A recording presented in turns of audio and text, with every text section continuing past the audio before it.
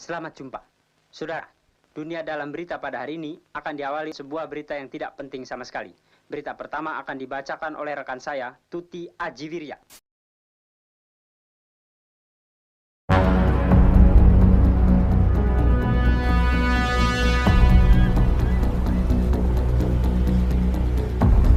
Berlatar pada tahun 1981, kisah akan berfokus pada seorang mantan tentara Israel bernama Yossi Gisenberg. Ini orangnya yang selama beberapa tahun terakhir sedang menyukai hobi barunya, yakni berpetualang alias menjadi seorang traveler tapi tidak food vlogger, di mana saat ini Yossi kebetulan sedang mengunjungi Bolivia, Amerika Selatan untuk berkemah bersama dengan para traveler lain yang berasal dari berbagai negara.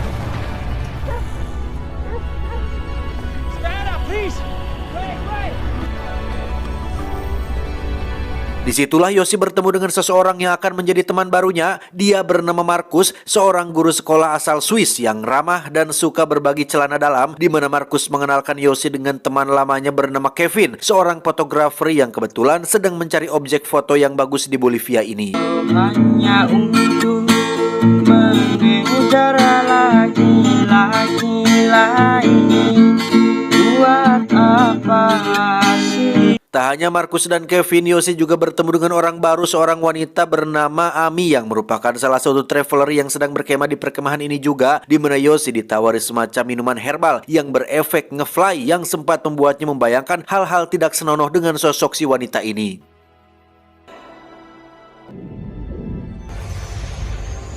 Keesokan harinya saat mereka bertiga pergi ke kota untuk melihat perayaan, Yossi terlihat diikuti oleh seorang pria asing yang mengajaknya untuk berbincang. Dia bernama Carl, petualang asal Austria yang ingin mengajak Yossi untuk melakukan perjalanan hutan Amazon dengan tujuan untuk menemukan suku pedalaman bernama suku Toromonas yang diyakininya memiliki banyak harta karun bongkah emas, di mana Carl juga menunjukkan foto-foto dirinya saat melakukan petualangan serupa sehingga membuat Yossi tertarik untuk merasakan sensasi, wawasan, vibes, atmosfer, dan adrenalin dengan membujuk Markus dan Kevin untuk ikut bersamanya juga.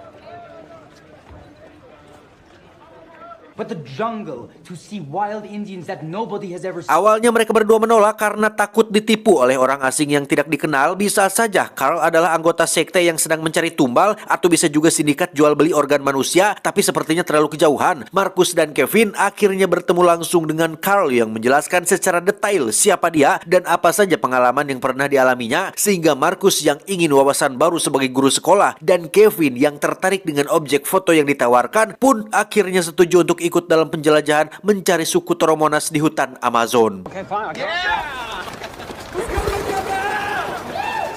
Dan inilah ekspedisi merah loh, dan inilah jungle. Menggunakan pesawat, mereka berempat akhirnya tiba di hutan rimba Madidi alias wisata Amazon di Bolivia. Yossi, Markus, Kevin, dan Carl mulai berjalan memasuki hutan belantara dan akan menempuh perjalanan panjang tanpa memiliki basic survival atau pelatihan bertahan hidup, dan hanya mengandalkan si Carl yang memang satu-satunya orang yang punya pengalaman dalam hal seperti ini.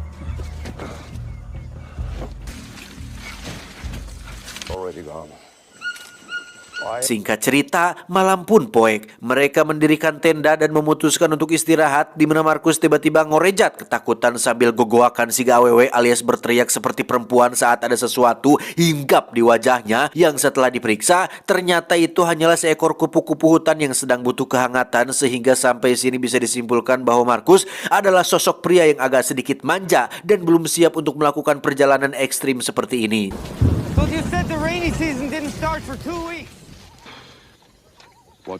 Keesokannya mereka melanjutkan perjalanan dengan menempuh berbagai kondisi trek dan cuaca ekstrim hingga membuat ketiganya mulai merasa kelelahan, terutama Markus yang berada di posisi paling belakang, sampai satu momen mereka tak sengaja terpisah dari Carl yang berjalan lebih dulu. Markus yang sedang capek bercampur panik pun teriak-teriak memanggil Carl yang membuat Kevin dan Yossi pun ikut panik juga. Mereka menyuruh Markus untuk diam, tapi dia terus saja teriak-teriak yang membuat Yossi dan Kevin menjadi sedikit kesal, sehingga sampai sini kita sudah bisa menebak siapa yang akan menjadi beban dalam kelompok ini. Carl!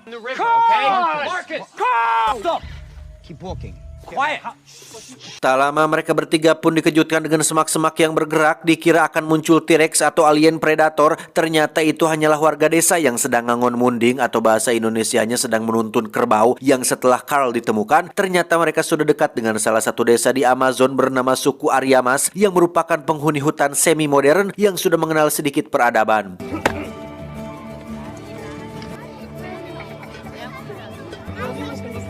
Setelah disambut baik di desa ini, Yosi dan kawan-kawan pun mandi di sungai dengan kondisi bubulucun alias tanpa pakaian. Yang di sini Markus meminta maaf atas sikap manja dan menyebalkannya selama dalam perjalanan. Yang betapa terkejutnya mereka bertiga saat semua wanita desa sedang asyik menonton di pinggir sungai. Saking terkesimanya mereka melihat manuk barat yang ageng gayotnya.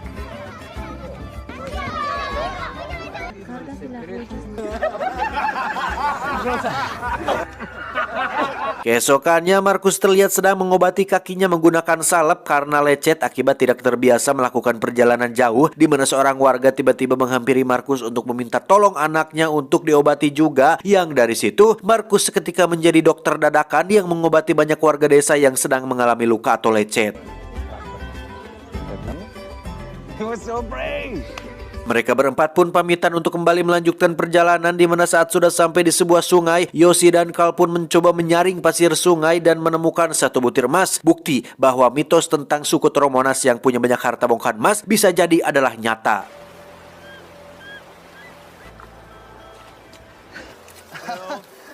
Beberapa jam berlalu, Markus terlihat berjalan terpincang-pincang akibat lecet kakinya yang semakin parah, sehingga mereka semua harus sering berhenti untuk mengobati kaki Markus tersebut. Awalnya Yosi dan Kevin memaklumi hal itu, tetapi lama-kelamaan kok mereka merasa jika Markus yang hanya menjadi memperlambat perjalanan saja. Terlebih lagi musim hujan akan segera turun yang pastinya akan semakin memperlambat mereka mencapai lokasi suku Tromonas, yang pada akhirnya mereka berempat sepakat untuk membuat sebuah rakit dan menggunakan jalur sungai sebagai rute perjalanan utamanya.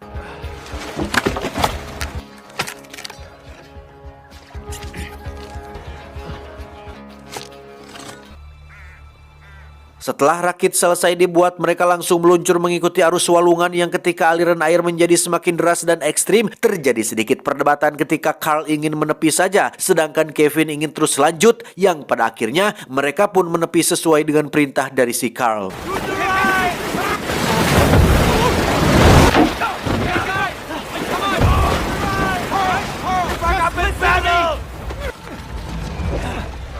Rasa kesal timbul dalam diri Kevin ketika dia merasa bahwa Carl sama saja dengan Markus yang hanya memperlambat perjalanan, di mana Kevin punya teori yang menarik bahwasannya Carl tidak bisa berenang dan gengsi apabila kelemahannya itu diketahui oleh siapapun, sehingga itulah alasannya kenapa dia ingin menepi ke pinggir.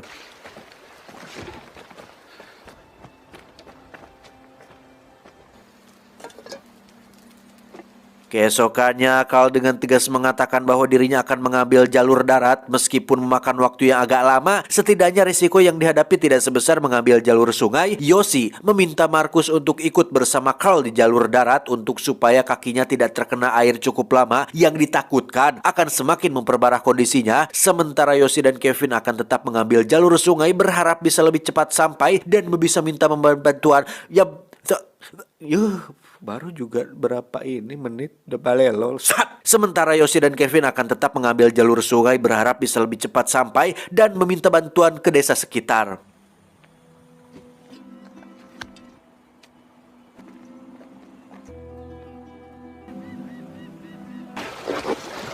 Beberapa jam berlalu, Yosi dan Kevin nampak senang sekali melakukan perjalanan dengan rakit ini, namun semuanya seketika berubah saat mereka mulai memasuki titik jeram dan tiba-tiba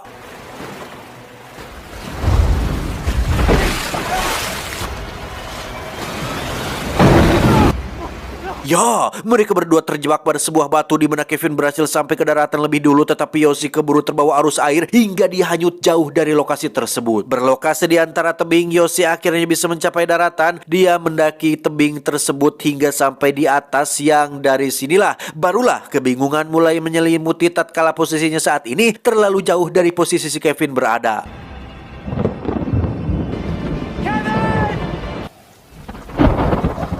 Setelah semalaman turun hujan dan hanya berteduh di bawah bebatuan, Yosi yang masih kedinginan pun menemukan secercah harapan saat tas ranselnya hanyut tepat di dekat Yosi berada, yang meskipun ranselnya berhasil didapatkan, itu tidak bisa jadi jaminan untuk Yosi bisa keluar cepat dari hutan belantara ini.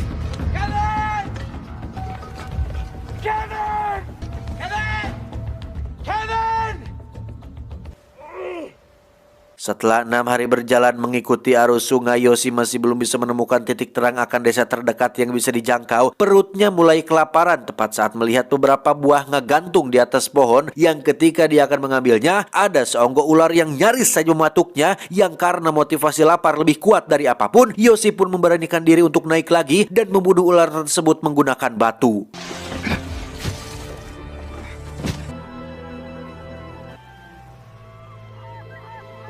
Singkat cerita, malam pun tiba. Sendirian di dalam hutan belantara selama 6 hari, mental Yosi akhirnya terkikis juga. Memang pada awalnya dia tidak berpikir aneh-aneh tentang kegelapan dan kesendirian, tetapi pada hari ke-6 ini, Yosi mulai mengalami halusinasi tatkala dia makan di sebuah restoran yang di situ ada sosok pelayan cantik nan seksi. Tapi yang aneh adalah ada seonggok munding alias kerbau. Ini teh kerbau atau banting ya? Nggak tahu lah, coba di komen aja. Yang muncul begitu saja sampai-sampai membuatnya lilir alias bangun secara tiba-tiba. Keesokannya Yosi melihat peta yang ada di dalam ransel untuk memastikan seberapa dekat dia dengan suku pedalaman dari posisinya saat ini. Di situ pula lah Yosi baru menyadari adanya benjolan tepat di samping tarangnya dan ada sesuatu yang bergerak di dalamnya. Entah apa itu, Yosi yang tak bisa berbuat apa-apa pun hanya bisa pasrah dan tidur di malam harinya, di mana halusinasi kembali menyerang saat sosok Markus muncul tepat di depannya. Namun yang menyeramkan adalah kemunculan seekor harimau yang kemudian disemprot menggunakan api dan tabung spray hingga halusinasi tersebut akhirnya menghilang.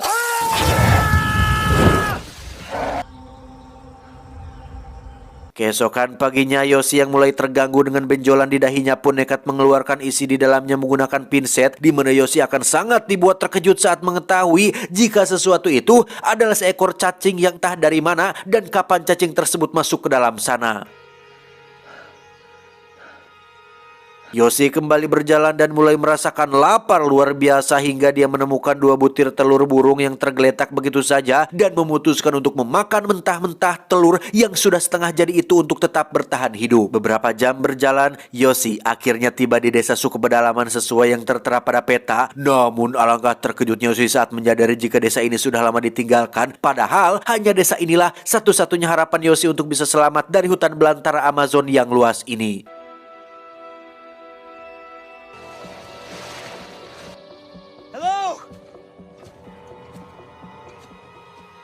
Tak ingin menyerah begitu saja karena durasi film masih kurang, Yosi kembali mengecek peta buatan si Carl untuk memeriksa sejauh mana dia dari desa terdekat selanjutnya. Yang di situ Yosi harus menerima sebuah fakta bahwa lokasi desa selanjutnya teramat sangat jauh dan sudah pasti butuh waktu dan tenaga yang banyak untuk bisa sampai di lokasi tersebut. Terlebih lagi, kakinya mengalami lecet-lecet persis seperti yang dialami oleh Markus, sehingga ada sedikit karma yang diterima Yosi karena sempat menganggap Markus sebagai beban yang hanya memperlambat perjalanan.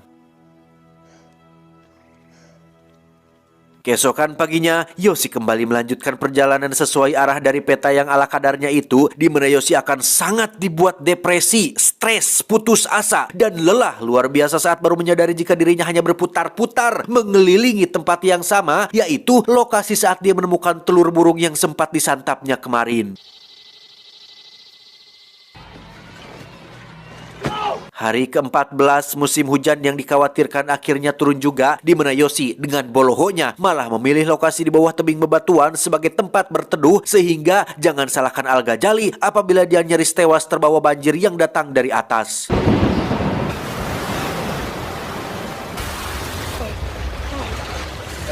Beralih ke tempat lain, lebih tepatnya 193 km dari posisi Yosi saat ini, warga desa lokal tak sengaja menemukan Kevin yang ternyata berhasil selamat. Kevin langsung menceritakan kronologi bagaimana dia bisa tersesat dan meminta tolong pihak berwajib untuk melakukan pencarian terhadap Yosi yang diyakininya masih bertahan hidup.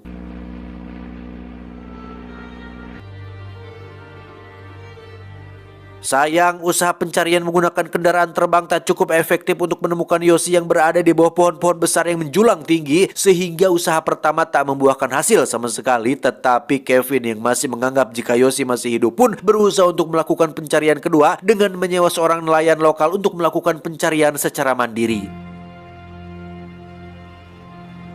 Kembali ke Yosi yang kondisinya semakin tidak walakaya teh artinya teh tidak berdaya atuh. Entah hanya halusinasi atau kenyataan, Yosi tak sengaja menemukan seorang wanita atau gadis suku pedalaman yang sedang sendirian. Awalnya si wanita ketakutan dan berniat untuk kabur, tetapi Yosi berhasil mencegahnya untuk lari dan memohon agar si gadis pedalaman tetap bersamanya karena Yosi sangat butuh sekali seseorang dan tidak ingin kesepian di hutan belantara ini.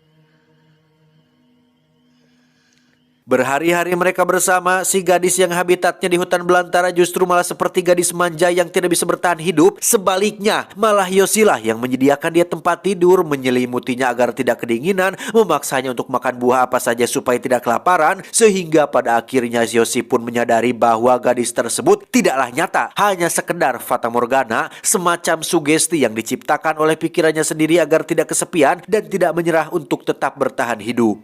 You'll be safe. Saat sedang melanjutkan perjalanan itulah Yosi tak sengaja terjerembab ke dalam lumpur hidup di mana dia hampir saja tewas setelah tak punya tenaga untuk bisa mencapai tepian. Sempat tak sadarkan diri selama beberapa detik, Yosi yang jika yo-nya diganti dengan nak jadi makanan sehari-hari orang Indonesia pun akhirnya bangkit dan berhasil mencapai tepian dengan selamat. Dari situlah Yosi mulai kehilangan akal sehat dengan membuka baju dan memperlihatkan sosok Harry Potter apabila kekurangan gizi dan menderita cacingan, kemudian dengan sengaja membiarkan kararange atau semut api menggigit seluruh bagian tubuhnya yang ketika sudah mencapai pinggir sungai, di situ Yosi berhasil kembali pada akal sehatnya saat mengorbankan rasa laparnya demi kehidupan seekor kura-kura kecil yang tidak berdosa.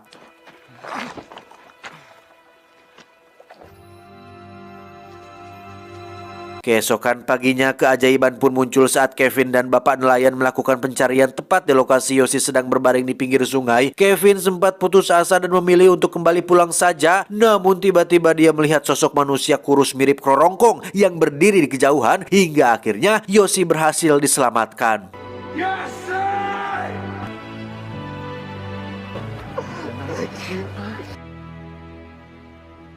Cerita dalam film ini diangkat dari kisah nyata yang terjadi pada tahun 1981.